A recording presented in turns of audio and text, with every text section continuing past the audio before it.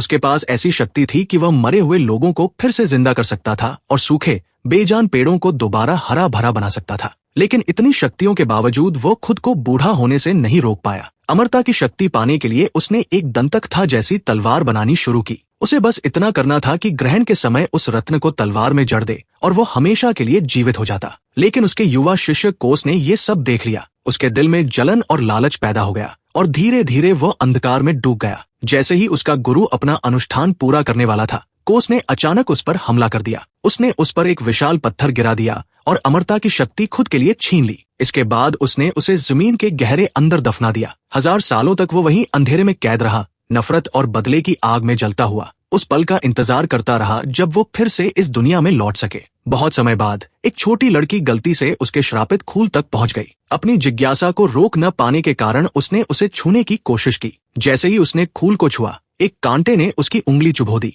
उसकी बड़ी बहन, जो उसे ढूंढते हुए वहां पहुंची थी, वह भी उस खूल के जादू से बच नहीं पाई और उसकी उंगली भी जबरदस्ती चुभ गई। जैसे ही ये हुआ, छोटी बहन अचानक कोमा में चली गई। उसकी आंखें सफेद हो गई और काली नसें उसके पूरे शरीर में फैलने लगी। कुछ ही समय में वही असर बड़ी बहन पर भी दिखने लगा। डर के मारे वे दोनों गांव की सबसे प्रसिद्ध चुड़ैल के पास पहुंची। चुड़ैल ने लड़की के शरीर पर फैली काली नसों को देखा और तुरंत उसके बालों की एक लट काटकर भविष्य देखने की कोशिश की। अचानक घना धुआं उठने लगा और काली ऊर्जा चारों तरफ घूमने लगी। उस रात दोनों बहनों के दिमाग में एक आवाज गूंजने लगी। वो वही था जो उन्हें वापस उस केबिन में बुला रहा था। इससे पहले कि वे कुछ समझ पाती, जमीन से बेलें निकल आईं और उन्हें कसकर जकड़ लिया। उसने उनसे एक सौदा किया। वो उन्हें अपार शक्ति देगा, लेकिन बदले में उन्हें उस जादुई तलवार को लाना होगा ताकि वो खुद को आजाद कर सके और फिर से इस दुनिया में लौट सके। फिल्म की शुरुआत में योद्धाओं का एक समूह जंगल में किसी को घूमता हुआ दिखाई देता है। उसी समय इवान का परिचय होता है, जो बाकी लोगों से अलग लगता है,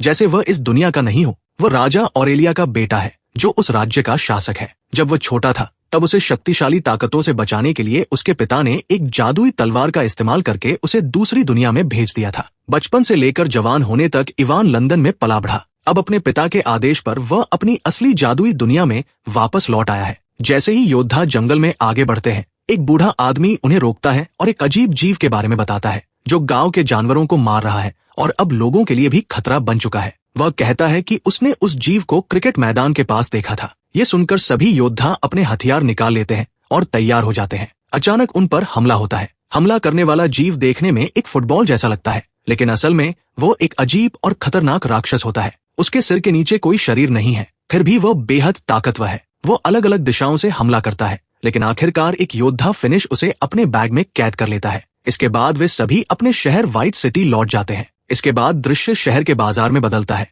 जहाँ एक छोटी लड़की भूखी हालत में खाना ढूंढती हुई घूम रही होती है। वह एक औरत की टोकरी से एक सेब चुरा लेती है और भाग जाती है। औरत उसे देख लेती है, लेकिन लड़की छिपकर एक कोने में बैठकर सेब खाने लगती है। तभी उसे पास में एक चमकती हुई रोशनी दिखाई देती है। जिज्ञासा के कारण वो वहां जाती है और एक चमकता हुआ फूल देखती है। जैसे ही वो उसे तोड़ने की कोशिश करती है, एक कांटा उसकी उंगली में चुभ जाता है और खून निकलने लगता है। उसी समय वह औरत भी वहां पहुंच जाती है, जिसका सेब लड़की ने चुराया था। लेकिन वह उसे डांटने के बजाय उसे गले लगा लेती है और उससे पूछती है कि वो कहाँ से आई है और उसके माता पिता कहाँ हैं। तभी उसकी नजर उस चमकते फूल पर जाती है। वह भी उसे तोड़ने की कोशिश करती है, लेकिन एक कांटा उसकी उंगली में भी चुभ जाता है और वह भी घायल हो जाती है। अचानक वह खूल जमीन के अंदर समा जाता है, जिससे पता चलता है कि वह कोई साधारण खूल नहीं, बल्कि एक जादुई शक्ति है। अगले दृश्य में इवान अपने जादुई घर में पहुंचता है। उसका घर उन सभी आधुनिक चीजों से भरा हुआ है जिनका वो लंदन में इस्तेमाल करता था, जैसे फ्रिज, वॉशिंग मशीन,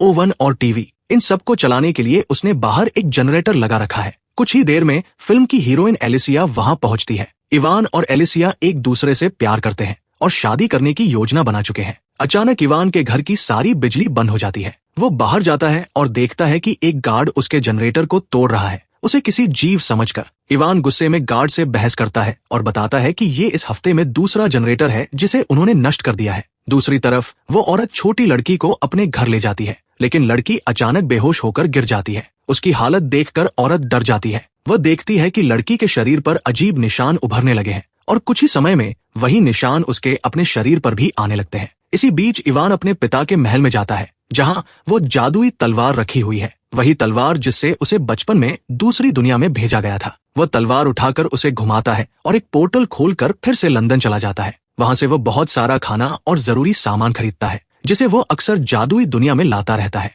उसी समय वो औरत लड़की को एक बूढ़ी चुड़ैल के पास ले जाती है जो जड़ी बूटियों और इलाज के लिए मशहूर है। लेकिन जैसे ही चुड़ैल लड़की को देखती है वो डर जाती है और कहती है कि बच्ची पर किसी खतरनाक बुरी शक्ति का कब्जा है। वह औरत को सलाह देती है कि वह तुरंत उस बच्ची को डुबोकर मार दे। ये सुनकर औरत गुस्से में आ जाती है और उसकी बात मानने से इनकार कर देती है। जादुई दुनिया में इवान वापस लौटता है जहां उसका पिता उसे राज्य के भव्य टूर्नामेंट में हिस्सा लेने के लिए कहता है। ये एक ऐसा मुकाबला होता है जिसमें सबसे बहादुर और ताकतवर योद्धा अपनी शक्ति दिखाते हैं, लेकिन इवान मना कर देता है। वह कहता है कि वह अपने पिता की तरह बहादुर या शक्तिशाली नहीं है। ये सुनकर राजा बहुत निराश हो जाता है। इसके बाद एक योद्धा साइरस का परिचय होता है जो राजा की सेना का हिस्सा है और 2 दिन के मिशन से लौटता है जहां उसने एक राक्षसी जीव को पकड़ा था। पूरा शहर उसकी बहादुरी का जश्न मनाता है, लेकिन इवान को ये सब बढ़ा चढ़ाकर दिखाना लगता है क्योंकि वह जानता है कि साइरस अक्सर अपनी तारीफ खुद करता है, खासकर एलिसिया के सामने। जल्द ही टूर्नामेंट शुरू होता है। योद्धा अपनी ताकत और कौशल का प्रदर्शन करते हैं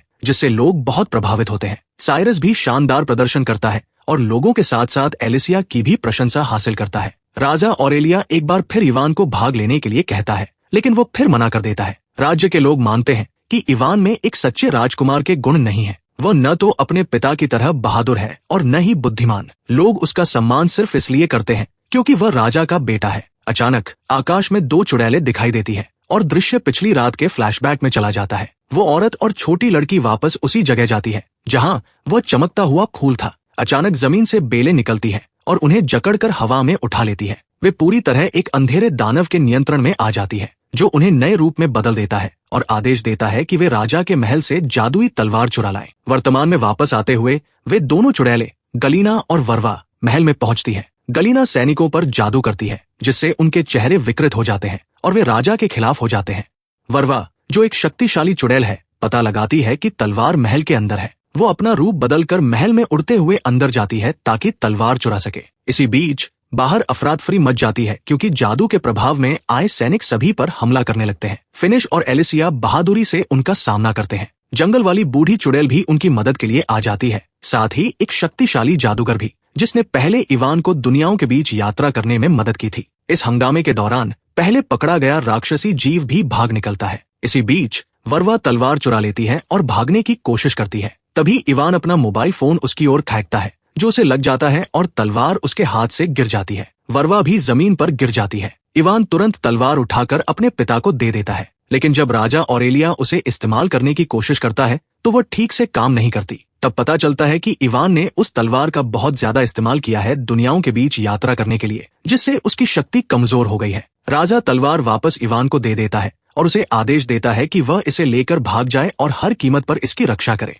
इवान, फिनिश, एलिसिया, साइरस और बूढ़ी चुड़ैल के साथ वहां से भाग निकलता है। जाने से पहले वह उस पकड़े गए जीव को भी साथ ले जाता है। दूसरी ओर गलीना वर्वा और कुछ सैनिकों को उनके पीछे भेज देती है ताकि वे तलवार वापस ला सके। जंगल से भागते हुए दुश्मन सैनिक उनका पीछा करते हैं। बूढ़ी चुड़ैल अपनी जादुई शक्ति का इस्तेमाल करके भ्रम पैदा करती है। वह चलती हुई चीजें उत्पन्न करती है जिनमें एक झोपड़ी भी शामिल होती है जो नदी पार करती हुई दिखाई देती है। इससे दुश्मनों को लगता है कि वे लोग नदी के दूसरी तरफ भाग गए हैं, लेकिन असल में इवान और उसके साथी नदी के किनारे एक खोखले पेड़ के तने के अंदर छिपे हुए होते हैं और अपने पीछा करने वालों को सफलतापूर्वक धोखा दे देते हैं। वहां इवान बूढ़ी चुड़ैल से पूछता है कि वे लोग कौन थे और तलवार के पीछे क्यों पड़े हुए हैं। चुड़ैल उसे बताती है कि शैतान वापस आ चुका है और वो उस तलवार को हासिल करना चाहता है। वे सभी उसी शैतान के जादू के रूप हैं जो हमेशा से उसकी सेवा करते आए हैं। वो समझाती है कि हजारों साल पहले इस भूमि में एक जादूगर था। वो बहुत अच्छा इंसान था जो अपने स्पर्श से किसी भी चीज में जीवन भर सकता था,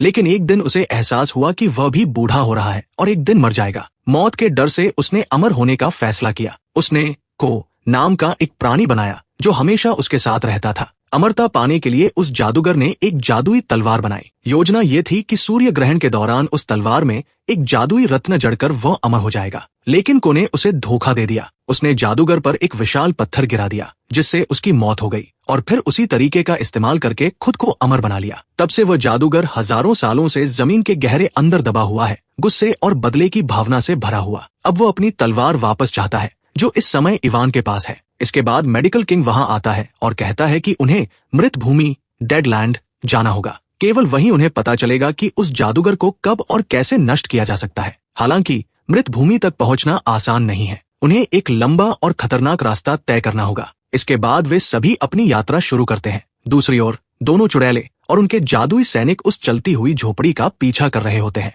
वे आखिरकार उसे पकड़ लेते हैं, लेकिन जब अंदर देखते हैं तो वहां कोई नहीं होता। गलीना झोपड़ी को जलाने का आदेश देती है। तभी अचानक एक और झोपड़ी प्रकट होती है और पहली झोपड़ी से टकरा जाती है, जिससे इवान और उसके साथी बच निकलते हैं। इसी बीच इवान और उसके साथी एक विशाल चट्टान के पास पहुंचते हैं, जहां उन्हें दो बड़े लोहे के छल्ले दिखाई देते हैं, जिन्हें कोई भी उठा नहीं पाता। बूढ़ी चुड़ैल अपने बैग से कुछ जादुई बेर निकालती है, जिन्हें खाने से उसे अपार शक्ति मिलती है। साइरस ये सब देखता है। फिर चुड़ैल और योद्धा मिलकर उन छल्लों को खींचते हैं और अचानक पानी से एक विशाल व्हेल निकलती है। तब पता चलता है कि जिसे वे चट्टान समझ रहे थे वो असल में उस व्हेल की पीठ थी। वो व्हेल उड़ने लगती है और उन्हें मृत भूमि की ओर ले जाती है। यात्रा के दौरान इवान चुपके से चुड़ैल के जादुई बेरों का बैग चुरा लेता है। लंबी यात्रा के बाद वे एक बर्फीले पहाड़ के पास पहुंचते हैं। वे व्हेल से उतरकर पैदल आगे बढ़ते हैं। इवान चोरी छिपे कुछ बेर खा लेता है और जबरदस्त ताकत हासिल कर लेता है। वह एक बड़ी चट्टान उठाकर सबको प्रभावित करता है और दावा करता है कि अब वह राजा बनने के योग्य है। आगे बढ़ते हुए वे एक बोलने वाले पहाड़ तक पहुंचते हैं। वह पहाड़ उन्हें चेतावनी देता है कि वे वापस लौट जाएं, क्योंकि जो भी इस बिंदु के आगे गया है वो कभी जिंदा लौटकर नहीं आया। वह कहता है कि मृत भूमि यहीं से शुरू होती है और आगे बढ़ने के लिए उन्हें उसके 3 सवालों का जवाब देना होगा, जिनका जवाब आज तक कोई नहीं दे पाया। इवान चालाकी से उसे धोखा देता है और ये यकीन दिला देता है कि उसने तीनों सवालों के जवाब दे दिए हैं। प्रभावित होकर पहाड़ उसे एक चमकता हुआ पत्थर देता है और अंदर जाने की अनुमति दे देता है, ये कहते हुए कि उसे अपने सारे जवाब अंदर मिल जाएंगे। इवान उस चमकते पत्थर के साथ पहाड़ के अंदर प्रवेश करता है, जहां चारों ओर घना अंधेरा होता है। अचानक वह देखता है कि उसका पिता राजा ऑरेलिया एक चट्टान पर खड़ा है। इवान उससे पूछता है कि वह वहां क्या कर रहा है। राजा बताता है कि इवान के जाने के बाद उस जादूगर ने उसे मार दिया और अब वो मर चुका है। इवान कहता है कि उसके पास वह चमकता पत्थर है, जिससे वो किसी एक मरे हुए व्यक्ति को वापस जिंदा कर सकता है। लेकिन उसका पिता मना कर देता है और कहता है कि वह अपना जीवन जी चुका है, अब राज्य की जिम्मेदारी इवान की है। फिर वह को बुलाता है और इवान से कहता है कि उसे मृत भूमि तक साथ ले जाए, क्योंकि वही जादूगर को हराने में मदद कर सकता है। असल में को वही प्राणी है जिसने जादूगर को धोखा देकर उसकी हत्या की थी और खुद अमर बन गया था। 5000 सालों बाद अब वह अपनी गलती सुधारना चाहता है और अमरता के श्राप से मुक्त होना चाहता है, इसलिए वह जादूगर को खत्म करने में मदद करना चाहता है। इवान भावुक हो जाता है और अपने पिता को साथ ले जाना चाहता है, लेकिन राजा जोर देकर कहता है कि कोई उसके साथ जाए और इवान को वहां से भेज देता है। इवान और को पहाड़ से बाहर निकलते हैं, जहां बाकी लोग को देखकर चौंक जाते हैं। दूसरी तरफ चुड़ैलें उन्हें ढूंढने की कोशिश कर रही होती है। गलीना एक जादुई चमकती हुई सत्ता बनाती है और वरवारा को आदेश देती है कि वह उन्हें ढूंढकर तलवार वापस लाए। इधर इवान और उसके साथी अपनी यात्रा फिर से शुरू करते हैं। एक बार फिर इवान जादुई बेरों का इस्तेमाल करके ताकत हासिल करता है और रास्ते की बाधाओं को हटाकर सबको प्रभावित करता है। बूढ़ी चुड़ैल को से पूछती है कि जादूगर को कैसे मारा जा सकता है, लेकिन इतने हजारों साल बीत जाने के कारण उसे ठीक से याद नहीं आता। वह बार बार उसके सिर पर मारती है, तब जाकर उसे कुछ याद आता है। वह बताता है कि जिस पत्थर से उसने जादूगर को मारा था उसे टुकड़ों में तोड़ना होगा, तभी जादूगर नष्ट होगा, लेकिन वह पत्थर केवल जादुई तलवार से ही टूट सकता है। एलिसिया याद दिलाती है कि तलवार इवान के पास है। ये सुनकर इवान चिंतित हो जाता है और स्वीकार करता है कि तलवार की शक्ति कमजोर हो गई है, क्योंकि उसने उसे बार बार दुनियाओं के बीच पोर्टल बनाने के लिए इस्तेमाल किया था। ये सुनकर सभी नाराज हो जाते हैं। इवान तलवार लेकर जंगल में चला जाता है और अपने किए पर पछताने लगता है। सोचते सोचते वह अनजाने में तलवार को जमीन में घुसा देता है। धरती की ऊर्जा तलवार की शक्ति को फिर से बहाल कर देती है। इसे जांचने के लिए वह एक चट्टान को 2 हिस्सों में काट देता है और समझ जाता है कि तलवार फिर से काम कर रही है। इसके बाद वह बची हुई सारी जादुई बेर खा लेता है और तलवार को एक भारी चट्टान के नीचे रखकर आराम करने लगता है। उसी समय फिनिश पहरा दे रहा होता है, लेकिन अचानक उसे एक तीर लग जाता है। पता चलता है कि वरवारा ने उन्हें ढूंढ लिया है और अपनी सेना के साथ हमला कर दिया है।